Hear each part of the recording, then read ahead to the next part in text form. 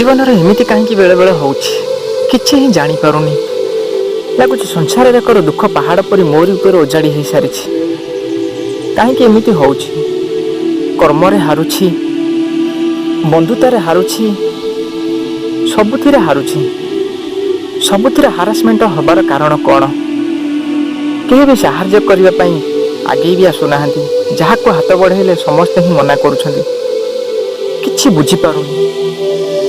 प्रत्येक दिन सकाळ उठिला परे प्रथमे सेजरे बसिथिबा अवस्था भगवान को भी डाकुछि एटी जहाँ भी करुछि सब ओलुटा हो जाउछि लागुछि जेमति संसार निजर केही नाहांती। किछि लोक एतिकिरे हारि जाइथांती जेमिति तांको लागिथाए संसार आउ केही नाहांती धैर्य हरा हो जाइथांती निजको भाबी थांती ए संसार बंचिबा अपेक्षा मरी जीवा ही भल। समस्त मन रखिबा दरकार सुख और दुख रे बंधा संसार गोटे उठाणी परे गोटे गड़ाणी थाए गोटे राति परे गोटे सकाळ थाए संघर्ष परे सफलता थाए सबु हारिबा पछरे मनुष्यर अभिज्ञता बढ़ी थाए जोठी कि सफल पाइबा पई ताकु सहज होई थाए। दुख समय रे केबे धैर्य हरा होंतु नाही साहस को बढ़ाई दियंतु ए खराब समय को सामना करिबा पई समय आसीची सत किंतु पारी होबा पई ताकु समय लागि थाए आ से समय गला परे मनुष्यर सफलतार दिन आरंभ हुए। जीवन रे जेबे दुख आसी थाए बहुत किछि शिखाई थाए आ मनुष्य को मजबूत करी जाय थाए। आपण को जीवन रे जदि कहीं छोटिया रास्ता को बंद करिछि ताले आपण भाबी नियंतु आगामी रास्ता खोलिबा को जाउछि। जीवन रो जदि कोनोसी कहानी बंद हो जाए ताले चिंता करिवार आवश्यक नाही आपण को लिखिबा को पड़िबो आगामी पेज को आड़ेया को पड़िबो आगो को बढ़िबा को पड़िबो आपण का हाथ रे अनेक पुस्तक लेखा होई पारिबो। आपण जेबे सफलता पाई फेरुथिबे सेते बेले आपणकर पुस्तक लोक पढुथिबे सेते लोक आपण को दुख को देखि पारु नथिबे आपण को संघर्ष को देखि पारु नथिबे आपणकर सफलता समस्त को देखा जाउथिबो किंतु पछरे लुचि रहिथिबा रहस्य काहा को जणा न थाए समस्त सफलता को ही चाहिथान। गोटे छोटिया उदाहरण थरे जणे मध्यम परिवार व्यक्ति बहुत दूर एक कंपनी रे चाकरी करथाए ताको समस्त लागी लागी चाकरी रो हटई देले व्यक्ति जनक चाकरी बाहरी जीवा परे मनस्थ कले घर को एबे जीवी रास्ता ही मो पाखरे किछि नाही घर को गले मु कौन कहबी पिला परिवार को घर को फेरिबा परे निजर स्त्री को सब कथा कहले तांकर स्त्री कहले समयर परिवर्तन अछि गोटे राति परे गोटे सकाळ अछि आगामी समय पई तुमे सजग रुह किंतु तुमे एबे गोटे काम कर तुमको लेखा लेखी करबा पई भल लागे ना मु तुमको डायरी आ पेन दउछि तुमे एबे लेखा लेखी करबा आरंभ कर एइथिरे ही हमर भाग्य बदलिबो।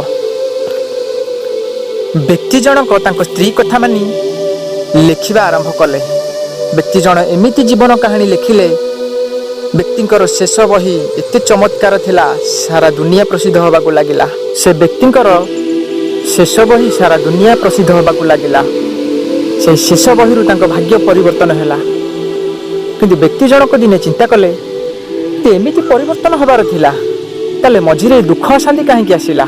व्यक्ति जनक तांकर स्त्री बुझाई देले सेदिन जदि चाकरी तुमको न बाहर करा जाय थांता तुमे जदि मन दुखरे घर को न फेरी थांत मु जदि से दिन तुमको प्रतिश्रुति न दे थांती ताले आज से जगह ही तुमे थांत तुमे एपर्यंत बदली पारि न थांत। बंधुआना आपण चिंता करंतु से दिन चाकरी रो दुख पई सामान्य बहिटी तार भाग्य परिवर्तन करदेला आपण चिंता करंतु आपण आज जो जगह अछंती ठीक अछि तो ना आगो को आपण को किछि नुआ आवश्यक आपण आगो को चलंतु आगरे भविष्यता आपण को अपेक्षा करछि आपण जदि किछि नुआ चाहछंती ताले दुख को आडे भाग्य सह युद्ध करबा को पड़िबो। थरे गोटे लोक विदेश रो आसी गोटे कंपनी रे चाकरी करथाए जो कंपनी रे चाकरी करथिला से कंपनी रे व्यापार एते जोर बढ़िबा को लागिला देश विदेश रो आसी जोड़ी हेले लोक कंपनी रो मालिक दिने चिंता कला तेणु कंपनी सीओ मु जहाँ को रखी सी इंग्लीश जानी दरकार आउ समस्त व्यक्ति मानू बाहर करदे। कंपानी समस्त व्यक्ति कथबार्ता हवाक लगिले। से कंपानी मालिक कहते ए कंपानी सीओ जी रे इंग्लीश जानी दरकार आ बाकी समस्ते बाहर जी। यही कथाटी किंतु सीओ को कान को गला। कंपानी मीटिंग बसी समय सीओ किंतु हसी हसी आसी कहले सर मुझे इंग्लीश जानी सीना किंतु हिंदी जानी ना। मीटिंग सरीबा पर समस्त व्यक्ति निष्पत्ति नेले जे एका इंग्लीश जड़े रहा बाकी आम हिंदी रहा इंग्लीश बुझीपारू ना। गोटे काम करूँ साहेब आपण इंग्लीश लोकटी को काढ़ी दिखाँ। जो व्यक्ति हिंदी जानी ताकू ही सीओ रखु किंतु समस्त व्यक्ति एकाठी ही कहले अच्छा तुम्हें कंपानी मासक केते दरमा नौच। व्यक्ति जनक कहले जे मु 1000 टंका ही दरमा पाउची किंतु समस्त एकाठी ही कहले आमे आउ 2000 टंका अधिक कर दउचु ए 3000 नहीं तमे कंपानी बाहर जा। व्यक्ति जनक चाकरी बाहर जावा परे घर को मन दुखरे फेरुथांती। फेरिबा बाटरे व्यक्ति जनकर पान खाइबा को मन हैला। पान दुकान खोजी खोजी घर ठी आसी पहुँचिले। घरे पहुँचवा परे भी किंतु पान दुकान मिलला ना। व्यक्ति जनक घरे पहुँचवा परे चिंता करने को लगिले एते बड़ मार्केट भितर कोठी भी गोटे पान दुकान नाही। मु 3000 टंका को नहीं यदि गोटे पान दुकान दियंती ताले बढ़िया भी लाभ होता। व्यक्ति जनक सही मार्केट उपरे पान दुकान खोलीदेले। पान दुकान खोलिला परे बहु मात्रा रे तांकर बेपार होबाकू लागिला।